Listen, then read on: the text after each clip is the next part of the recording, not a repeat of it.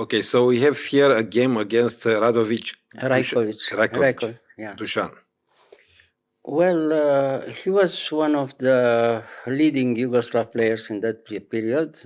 He was a strong grandmaster, very tactical. I mean, he was dangerous in tactical positions, of course. And we had a very interesting fight here in our game, a Queen's Indian again. After c4, e6, knight f3, b6, a3, bishop a6. And after e3, e3 is one of the moves. White could play queen c2, queen b3, queen a4, a lot of moves, you know. But e3 is the most natural move, of course. And white is slightly better in all positions. We'll see. So after e3, d5, knight bd2, bishop e7, b4. White has a little bit more space on the queen side after b4, you know. So knight castle, yeah, bishop b2, yes, knight bd7, and right now white plays immediately queen a4. After queen a4, he has to take a decision, you know. I mean, white is a little bit better in all positions. If now he plays, for instance, bishop back to b7, after c5, white is clearly better because he has more space on the queen side, as I told you before, you know. So therefore, he has to be careful what to do, you know. So after c6, we can play even, you know, the queen back or bishop d3, and slightly better for white in all kind of positions, you know, more space all the time, you know. So, okay, he didn't go back. I mean, after queen a4, queen c8, everything is theory until now, you see. So rook c1, and now c5. Well, very sharp, and is move by move. Starting from here, white has to demonstrate that he is a little bit better, but we must see why. You know, after bishop e2, he gives the move, you know, to his opponent, and black has to try to equalize, but it's not so easy, you know. And now after d takes c4, d takes c5, very good. Now he has to come to take back, because if he plays b5 after queen c2 is clearly better for white. So after b takes c5 is the first moment, the first important moment for white, you know. After b5, he could take in b5, trying to play immediately rook b8 and take in b2. But it's not so easy. After bishop takes b5, queen takes b5, rook b8 is the first important moment, because white, who has a piece more in right now, can sacrifice the queen. And after bishop takes f6, everything will be forced. Bishop takes f6. He has to take in b5, of course, now. Now bishop takes e7. And after rook e8, knight takes c4. And it is very unpleasant, probably almost lost for black, because after rook takes e7, knight d6, everything is clear, you know. In both cases, white has 3 pieces against queen, or rook and 2 pieces against queen. It's very much, you know, so white is clearly better. So that was the first very important tactical moment. So, of course, he didn't take in b5. No. But it was instructive anyway. So he goes back in b7. Now, after bishop b7, queen c2, of course, and now a6. Well, instead of a6, he could play knight b6, but white is still better. After knight takes c4, clear advantage for white. It was my game against Rovanish in Riga in 79. The Soviet grandmaster couldn't equalize immediately, you know, in the opening. So the game was important theoretically also. You know. So instead of knight b6, after queen c2, he plays a6, the so-called improvement for black. But anyway, white is better, even here. So taking in a6, taking a6, and knight c4.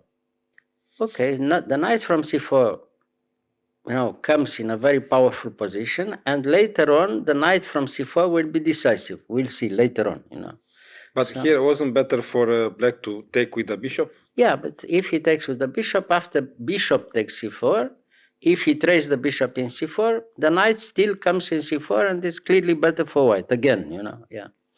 No, very little, of course, if you look at the position, but it's clearly better because the knight is very strong in c4, and in every endgame, white has a free pawn in a3, and the free pawn is very important. We'll see later on in the game, you see.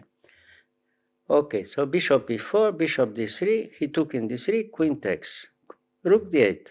Now, again, very important moment, taking in f6. Why very important moment? Because again, white can sacrifice the queen if black plays the normal move, knight e5. After knight e5, if he has time to complicate very much the position, black is all right, but he has no time, because now white could take immediately, queen takes d8 check, and everything is again forced. So he has to take with the bishop in d8, because if he takes with the queen, it's clear that after queen takes there, bishop takes e5, and again rook and two pieces against queen. Clearly better for white. Probably almost winning again, So if he took with the bishop, is again very unpleasant, because again after bishop takes e5, rook and two pieces against queen. No counterplay at all. Only white can win this kind of position, Yes. So, all right. Of course, he doesn't play bishop knight e5. He took immediately in f6. And now everything is clear. Strategically, white has a small edge, but clear enough, The knight from c4, very strong.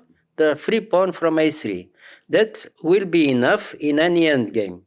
If we arrive in endgame, is much better for white. We can see later on, So little by little, white improves the advantage and finally gets a much better position. So queen c2, knight b6, he wants to eliminate the knight. The other knight comes to d2. Knight played queen c6, and finally we could castle. Okay, castle. Now the result is clear. As I told you before, is a small advantage. Strategically, white is clearly better.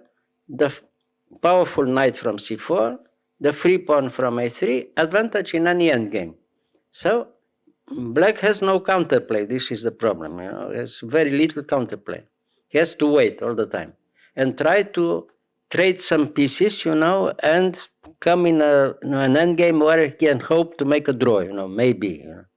So, okay, knight takes c4, knight takes c4, and g6. He has to wait, no? All right, so rook b1, king g7, rook f, c1. c1. I mean, Yes. the rook comes also in a very good position, waiting to see what is black doing, So he has to play h5, after h5, h3, okay? Rook d7, he waits again. And after rook d7, rook b8, white agrees to trade a pair of rooks, but has clear advantage in any endgame again, So rook b7, almost forced, because he's in a worse position. He tries to trade some pieces, So rook b7 takes with the queen, and now a4. White has time to advance a little bit the pawn, Instead of having the pawn in a3, he has now the pawn in a5. It's very unpleasant, So, Sorry. no. Yes, just a second. a5. Just a second. No. Yes. So now he played a5, and now rook a7. Again, black tries to wait, So rook b1, queen c3, and now again, very good move, queen b3. I mean, white agrees to trade queens, but in b3. The difference is that the bishop is still inactive in f6, instead of being in a more or less a better position in c3, So if he wants now to trade queens, he has to take in b3, and white keeps the advantage in any position, So, all right, he has to take in b3 anyway, takes, and now, again, it's very clear. No move. I mean, if he played bishop d8, attacking the pawn, after rook b5, everything is again very clear. White is much better and very good chance to win in any endgame. So, all right, he has to wait again. So, bishop e7, king f1, king f6, king e2, white tries to come with the king in e4. This is the idea, And now after g5, the best move is g4, of course, blocking the position on the king side. Now he has to play h4 because if he takes in g4, it's even worse for black, because What? we have also the possibility to come later on of the rook from b3 to b1 h1 on the h file, So I mean, at least he can block the position by playing h4. I mean, he played h4. Now the position is closed, and he tries to wait and see what happens. Maybe with a small hope for draw. King d3, king g7, king d4. Okay, now what to do? Time trouble, and he played the normal move, rook d7. And after rook d7, he's forced. I mean, he's lost completely by force. After a6, zugzwang. There's no move here. The threat is rook b7 and wins a piece. He has to go back to a7, because if he played, for instance, rook d1, let's say, no? After rook d1, rook a3 or a7, and completely winning. Wins immediately, queen. Yeah. Rook a1, rook a3, and resigns. So, of course, he has to go back to a7. Now he loses a piece by force. The rook from d7 goes to a7. a7, and now rook b7. Forced. Wins by force a piece. So has to take in a6. And now the result is clear. We won a piece, and we have to realize the advantage. Now the advantage is decisive already, for white. So rook a4, the only move, king d3, rook a2, knight d2, of course. Rook a1, the idea was to come finally to h1 to attack the pawn from h3. But now he realized that it's too late, because after rook h1, simply king h3, and he can't take the pawn because he loses the rook. If he takes in h3, king g2, and loses the rook. So, of course, here the position is completely winning for white. He has to wait still. I mean, he didn't resign because he was in big time trouble. He played still 2-3 moves, Because why he didn't? He was in time trouble, very big time trouble.